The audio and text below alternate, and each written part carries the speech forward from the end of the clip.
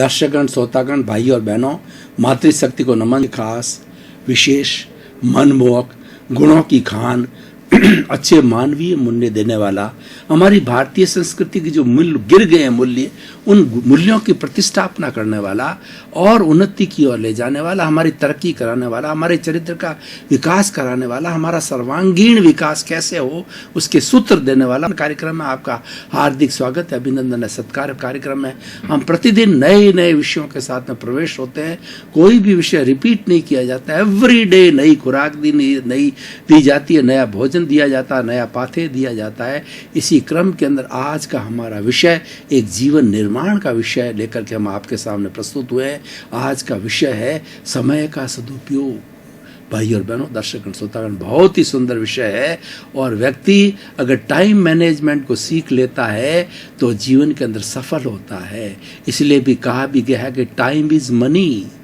समय को धन कहा गया है, धन को धन नहीं कहा गया है, क्योंकि एक एक क्षण का जो है मोल करना अगर व्यक्ति समझ जाता है तो अपने जीवन की अच्छी प्लानिंग कर सकता है और वो अच्छा एक मैनेजमेंट गुरु बन करके और अपने जीवन का विकास कर सकता है। हमारा जीवन क्या है? वह जीवन जन्म से लेकर के मृत्यु के बीच का जो अंतराल है, बीच का जो समय है, वो जीवन कहलाता है। और जीवन के अंदर उन सब समय को जो हम एक एक मिनट की कीमत समझते हैं, वो जीवन का सदुपयोग होता है और वही समय का सदुपयोग होता है। समय का सदुपयोग अर्थ होता है जीवन का सदुपयोग होता है और हमने जो मनुष्य जीवन पाया उसकी सार्थकता मालूम होती है। भाई और बहनों, दर्शक श्रोतागण, हमारे सारे भारतीय संस्कृति के ग्रंथों को उठा करके देखेंगे तो सारांश ये मिलेगा कि सृष्टि का सर्वश्रेष्ठ जीवन है मनुष्य जीवन है और मनुष्य जीवन है कई जन्मों की तपस्या के बाद में मिलता है।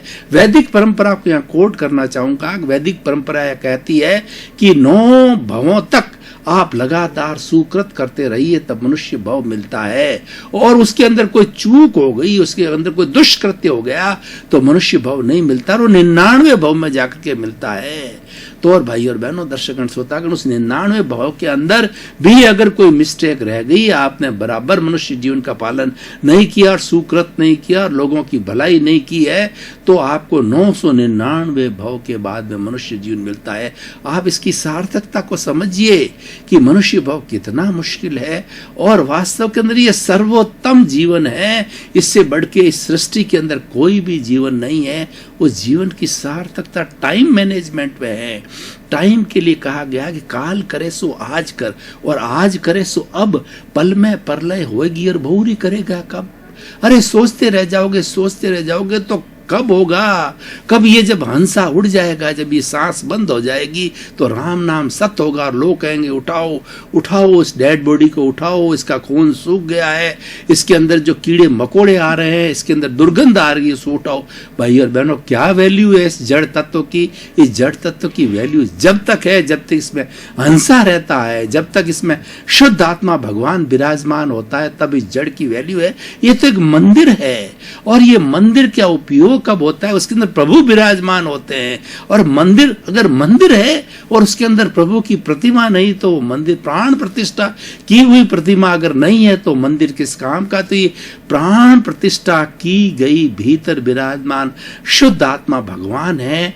तो ये भगवान भी प्रसन्न कब होता है? जब आप समय का सदुपयोग करते हो, जब इसकी भक्ति करते हो, अधिक से अधिक समय जो लोगों की भलाई में लगते हो और हर वक्त चिंतन करते हो कि ये मेरे भीतर विराजमान शुद्ध आत्मा भगवान, आप मुझे ऐसी शक्ति दो, जागृति दो कि मेरे प्राप्त मन वचन का ऐसे जगत के किसी भी प्राणी को किंचित मात्र भी दुख न हो, कष्ट न हो से भीतर विराजमान शुद्ध आत्मा भगवान प्रसन्न होता है।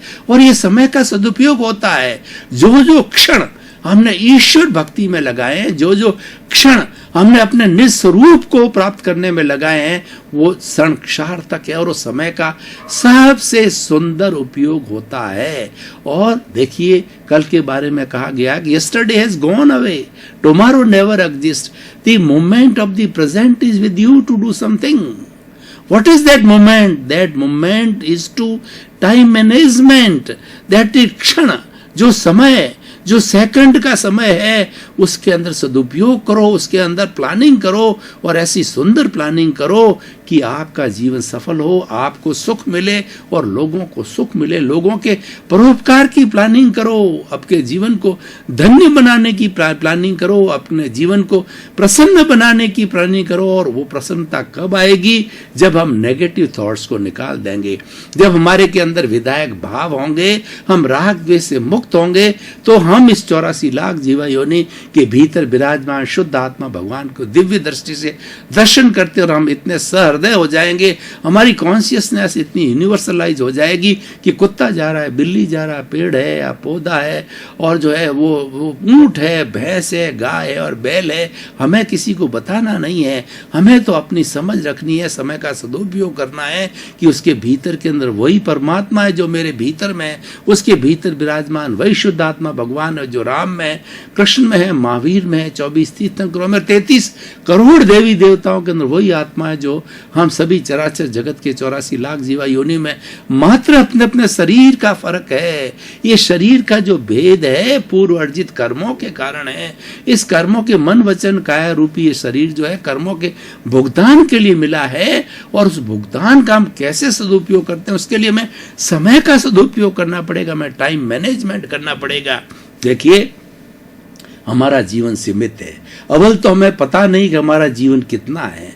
मान लीजिए 50 साल का है, 60 साल का है, 70 साल का है, 100 साल का भी है, तो 100 साल का व्यक्ति लगातार तो काम कर नहीं सकता। वो काम करेगा तो उम्र 70 वर्ष तक करेगा, 80 वर्ष तक करेगा, कितना काम करेगा।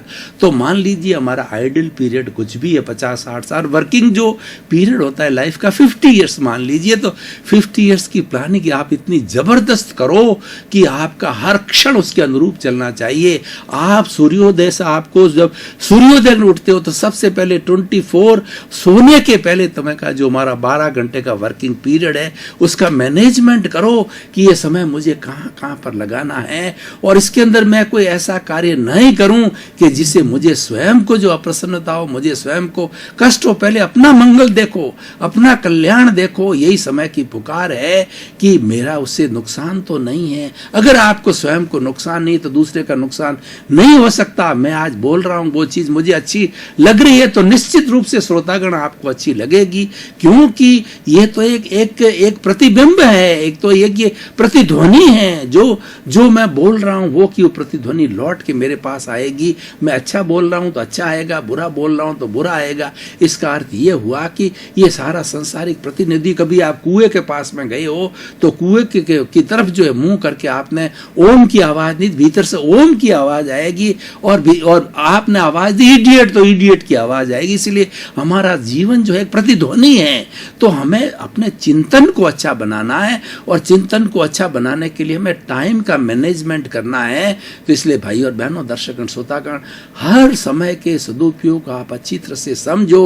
और समय का प्रकृति माँ भी यही कहती है कि early to bed and early to rise is a sign of good health and a sound mind exist in a sound body. अगर आपका जीवन प्राकृतिक है तो आप अच्छे व्यक्ति हो, आप एक अच्छे इंसान हो। प्राकृतिक कब होगा? जब आप समय का उपयोग करो। समय का उपयोग क्या है? प्रकृति माँ कहती है कि मैंने रात और दिन बनाए हैं, 12-12 घंटे के बनाए हैं, और सबको एक समान समय दिया है। कौन किसका किस तरीके से उपयोग करता है वो उसका स्वयं का टाइम मैनेजमेंट, वही आज का विषय है कि समय का सदुपयोग किया जाए। प्रकृति माँ कहती है सूर्योदय के पूर्व उठो और रात को रात्रि के अंदर 10 बजे पे सो जाओ, और उसके बाद के अंदर अपना जितना आपने कैलोरीज बर्न किए उतना वापस विश्राम करो। प्रकृति माँ ये कभी नहीं कहती आप 24 आवर्स वर्क करके और इस शरीर को स्पॉइल कर दो। क्यों? कि संतुलन होना जरूरी है। हमारे जो है वो वर्क के साथ साथ में रेस्ट भी होना जरूरी है। इसीलिए दिन और रात प्रकृति माँ ने बनाए हैं। प्रकृति माँ ने हर चीज को इस तरीके से सुविधा करके बनाया है कि व्यक्ति उसका टाइम टू टाइम बराबर मैनेजमेंट करे। और देखिए, उन्होंने प्रकृति माँ ने हमारी अवस्थाएं दी है। बाल्यकाल की अवस्था दी, उसके बाद में किशोर अवस्था दी, और किशोर अवस्था के बाद में युवा अवस्था दी, युवा अवस्था के बाद के अंदर अपनी मध्यम अवस्था दी, मध्यम अवस्था के बाद में जो है हमारी वृद्ध अवस्था दी। इस अवस्थाओं के अंदर हर एक का अपना अपना कार्य का विभाजन और टाइम मैनेजमेंट है। कि आप बचपन में हो तो अच्छी आदतें डालो, ये समय का सदुपयोग है। और बच्चों के लिए कहा जाता है माँ बच्चे की प्रथम पाठशाला होती है, सबसे अच्छे संस्कार बच्चे को माँ से मिलती है।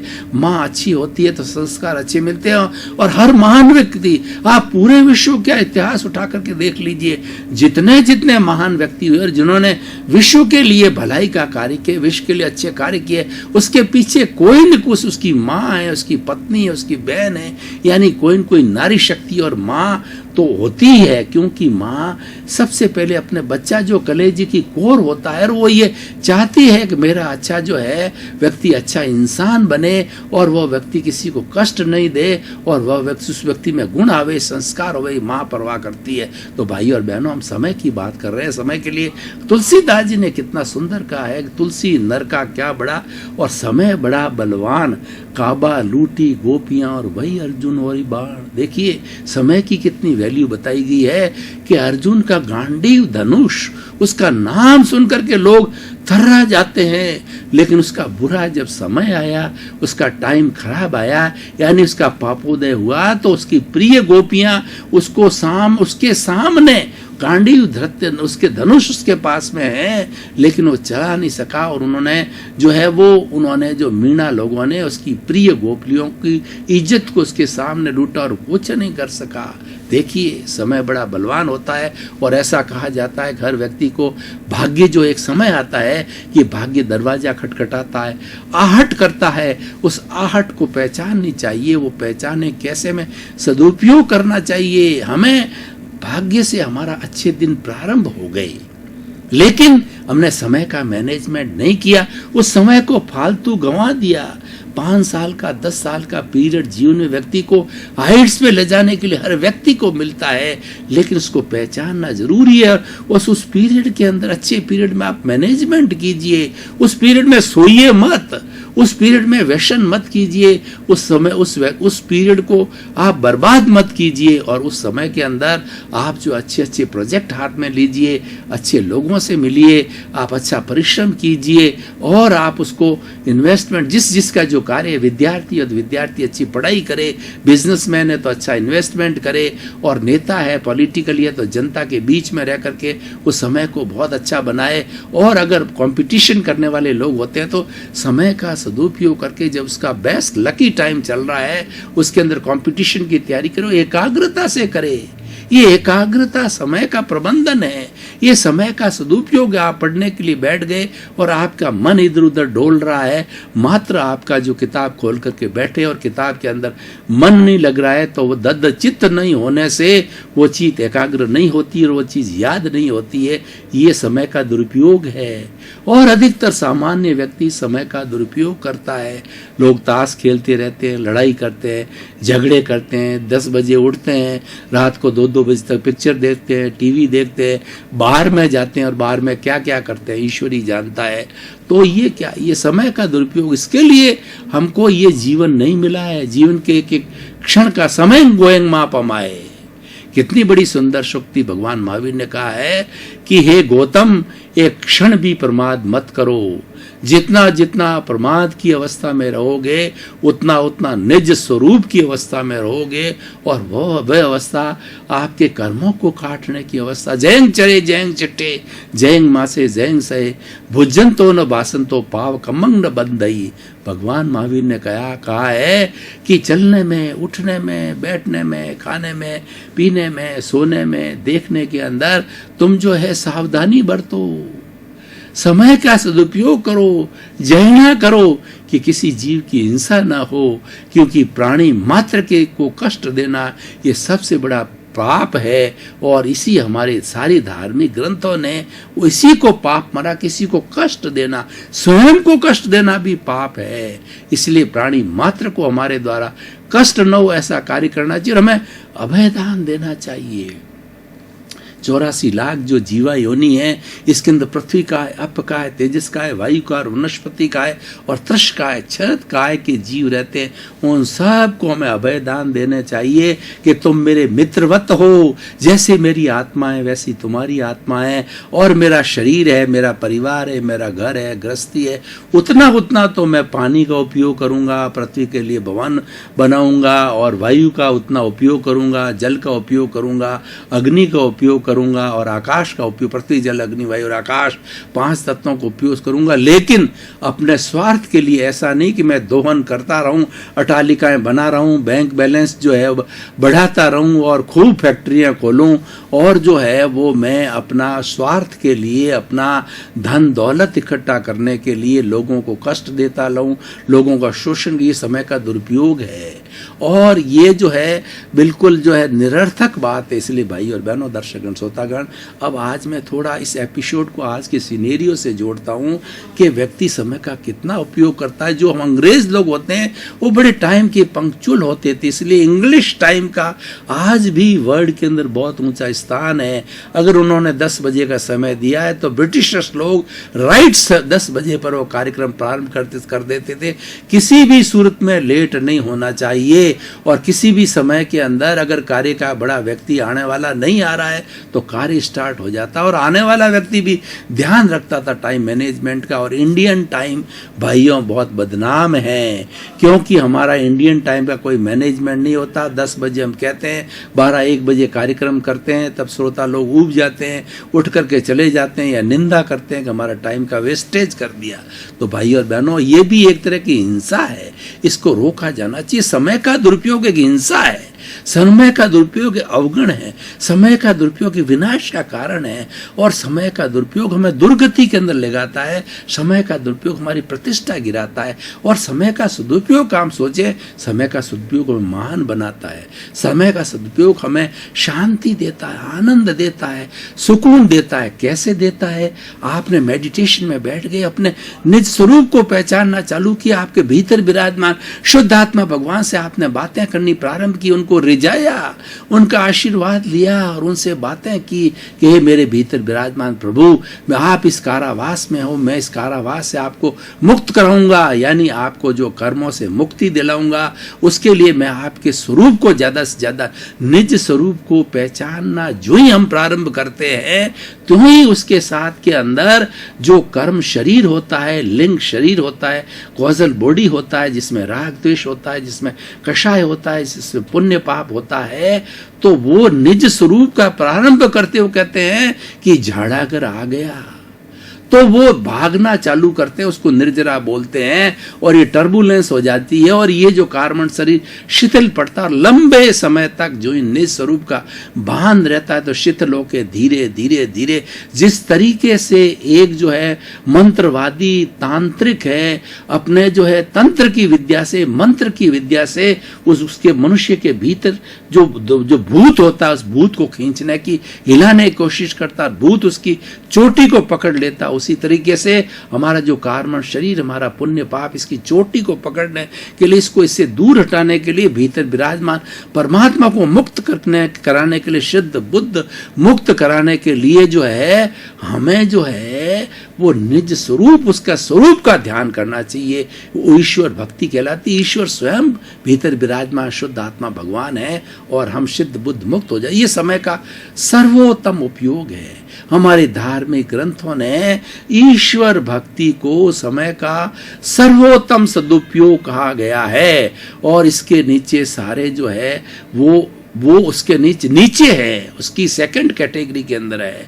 अब देखिए, समय का सदुपयोग, आप कुबेर हैं, आपके पास में धन है, दौलत है, खूब है, तो आप समय का सदुपयोग कैसे करो? आप ट्रेस करो। दर्शकगण, श्रोतागण, भाई और बहनों, आपका बहुत बहुत धन्यवाद। कार्यक्रम प्रतिदिन तरक्की की ओर है, इसका कारण आप हो, कार्यक्रम की आत्मा हो। कार्यक्रम को श्रोता और वक्ता के बीच में तादात्म्य और तारतम्य की तरह देख के कर रहे हो, इसलिए इसके रिजल्ट बहुत ही अच्छे आ रहे हैं। हम दोनों ने मिलकर के कार्यक्रम को तरक्की दी। इसी क्रम में आपका जीवन आनंदमय हो, मंगलमय हो, सुखमय हो, धर्ममय हो, और आप खूब शताई होकर के समाज की सेवा करें, आपके जीवन को धन्य बने, आप सिद्ध बुद्ध मुक्त बने, आपके प्रति मंगल भावना।